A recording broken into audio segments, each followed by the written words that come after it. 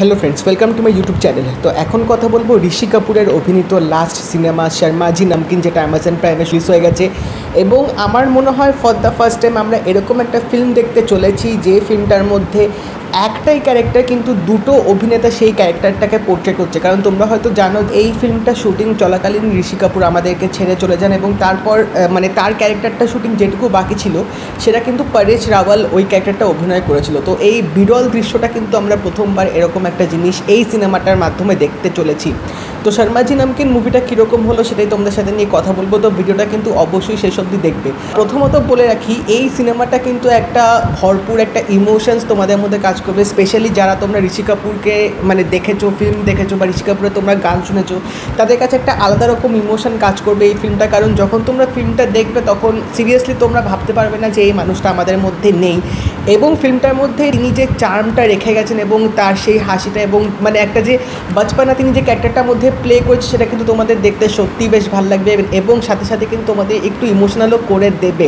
তো এখানে গল্পটা যদি একটু করে বলে দিই, তো আমরা এখানে দেখতে পাচ্ছি যে ঋষি কাপুরের যে ক্যারেক্টারটা শর্মাজি, সে হচ্ছে একটা মিক্সার গ্রাইন্ডার এরকম কোম্পানিতে অ্যাসিস্ট্যান্ট অপারেশনসে কাজ করতো এবং সে যখন রিটায়ারমেন্ট নেবে, তো রিটায়ারমেন্ট হওয়ার পরে তার লাইফটা কীরকম হয়। এবং এখানে আমরা দেখতে পাচ্ছি তার সাথে তার দুই ছেলে থাকে, তার বউ মারা গেছে অনেক আগেই। তো তার একাকিত্ব এই জীবনটাতে তিনি অনেক রকম কিছু করতে চাইছেন, কারণ এই একা বাড়িতে বসে থাকা ব্যাপারটা তার ঠিক ভাল লাগছে না। তো তিনি এখানে অনেক রকম কাজ করার চেষ্টা করে, বন্ধুদের সাথে এখানে টাইম স্পেন্ড করার চেষ্টা করে এবং তার যে কিছু শখ আহ্লাদ আছে সেটা তিনি পূরণ করতে চান। তো সে আলটিমেটলি তার এই পোস্ট রিটায়ারমেন্ট জীবনটা কীভাবে কাটাবে এবং ছেলেদের সাথে তার সম্পর্কটা কীরকম হবে সেটা জানতে গেলে অবশ্যই তোমাদের এই শর্মাজি নামকিন মুভিটা দেখতে হবে। তো সিরিয়াসলি মুভিটা কিন্তু বেশ ভালো লেগেছে আমার, কারণ এখানে যে জিনিসটা বেসিক্যালি দেখেছি সেটা হচ্ছে পোস্ট রিটায়ারমেন্ট লাইফটা কীরকম হয়। একটা মানুষ যখন এত বছর ধরে কাজ করার পর হঠাৎ যখন তিনি রিটায়ারমেন্ট নিয়ে বাড়িতে বসে থাকে, তো তার উপর দিয়ে কিন্তু অনেক রকম জিনিস চলতে থাকে। কারণ তিনি যখন কাজ করতেন তার একটা লাইফ আলাদা ছিল এবং তিনি যখন রিটায়ারমেন্ট হয়ে যাওয়ার পর বাড়িতে আছেন, তো তখন তার লাইফটা কিন্তু পুরোপুরি পাল্টে যায় এবং এই পুরো ব্যাপারটা তার গ্রহণ করতেও কিন্তু সময় লাগে এবং চারিপাশের সোসাইটি অ্যাটমসফিয়ারও কিন্তু রীতিমতো সেরকম চেঞ্জ হতে থাকে।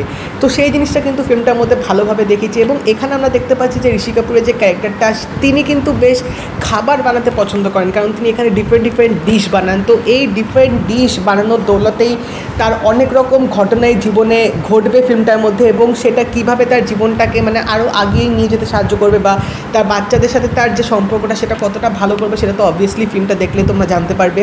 তো এই ক্যারেক্টারটা কিন্তু ঋষি কাপুর এবং এখানে পরেশ রাওয়াল দুজনেই অভিনয় করেছে। তো ফিল্মটার মধ্যে যে এখানে সিনক্রোনাইজটা দেখেছি যে একটা সিন আমরা ঋষি কাপুরকে দেখতে পাচ্ছি, পরের সিনে আবার আমরা দেখতে পাচ্ছি পরেশ রাওয়াল সেই ক্যারেক্টারটা সেই সিনটা পোর্ট্রে করছে। তো প্রথম তোমাদের একটু জিনিসটা দেখতে একটু অড লাগবে, কারণ এরকম আমরা দেখে অবশ্যই অভ্যস্ত নই। বাট ফিল্মটা যত গড়াবে তোমরা কিন্তু জিনিসটার মধ্যে বেশ হ্যাবিচুয়েটেড হয়ে যাবে এবং তোমাদের মনেই হবে না যে তোমরা একটাই ক্যারেক্টার দেখছো যে দুটো অ্যাক্টার এরকম প্লে করছে, সেই ব্যাপারটা কিন্তু হবে না। কারণ এখানে পরেশ রাওয়াল যেভাবে এই ক্যারেক্টারটা পোর্ট্রে করেছে এবং যেভাবে পুরো ব্যাপারটা এখানে এডিটিংটা থেকে শুরু করে যেভাবে পুরো ফিল্মটাকে এখানে ডিরেক্টর গুছিয়েছে, কারণ যে মারা গেছে অন্য কেউ এসে সেই ক্যারেক্টারটাকে ফিল্মের মধ্যে সাজিয়ে তোলাটা কিন্তু বেশ টাফ ব্যাপার এবং সেখানে মানতে হবে পরেশ রাওয়াল কিন্তু যথেষ্ট এখানে দক্ষ অভিনয় করে তিনি দেখিয়ে দিয়েছেন। এবং অবভিয়াসলি ঋষি কাপুরের অ্যাক্টিংটাও কিন্তু অসাধারণ আমার লেগেছে, কারণ এখানে তিনি যেভাবে ফুটিয়েছেন যে তার মধ্যে কী চলছে, তিনি অনেক রকম কিছু করতে চাইছে এবং একটা হাসি খুশি একটা মানুষের জীবনে কীরকম অনেক রকম সিচুয়েশানস আসে, তো তিনি সেটা কীভাবে ডিল করেন এবং একাকিত্বটা তিনি যেভাবে স্ক্রিনের সামনে ফুটিয়ে তুলেছেন মাঝে মধ্যে, সেটা কিন্তু সত্যিই বেশ ভালো লাগছিলো। এবং এখানে লুক অ্যান্ড ফিলটাও কিন্তু বেশ একটা ঘরোয়া টাইপের রেখেছে, একটা নর্মাল একটা টাউনে যেরকম সিচুয়েশান হয় বা যেরকম আমরা লুক অ্যান্ড ফিল দেখতে পাই সেটা কিন্তু বেশ ভালোভাবে দেখিয়েছে। সাথে সাথে এই ফিল্মটার ব্যাকগ্রাউন্ড মিউজিকটা কিন্তু বেশ ভালো ছিল, কারণ এখানে স্নেহা খানওয়ালকার তিনি ব্যাকগ্রাউন্ড মিউজিক দিয়েছেন এবং তার ব্যাকগ্রাউন্ড মিউজিকে কিন্তু একটা অন্যরকম ভাইবস থাকে, যেটা আমার কিন্তু রীতিমতো দারুণ লাগে। কারণ এর আগেও গ্যাংস অফ ওয়াসেপুর মতো ফিল্মেও তিনি ব্যাকগ্রাউন্ড মিউজিক দিয়েছিলেন। তো তার মিউজিকে কিন্তু সত্যিই একটা অন্যরকম চার্ম থাকে, যেটা ফিল্মটার মধ্যে কিন্তু বেশ একটা আলাদা মাত্রা যোগ করে দেয়।